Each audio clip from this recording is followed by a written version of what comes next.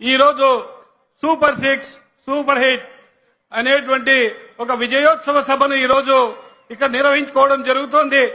ఈ సందర్భంగా అనేక విషయాలు మనకు పెద్దల ద్వారా తెలుస్తాయి.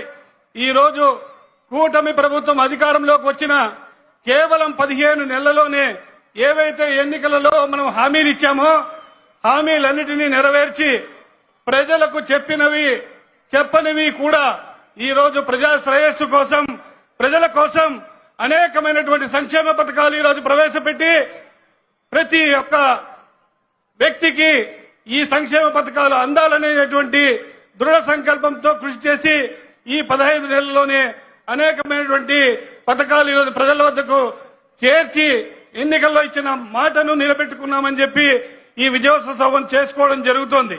మొట్టమొదట స్వర్గీయ నందమూరి తారక రామారావు గారు పింఛను పథకాన్ని మన రాష్ట్రంలో తీసుకురావడం జరిగింది. 35 రూపాయలతో ఆ రోజు పింఛను ప్రారంభిస్తే నవ్యాంధ్ర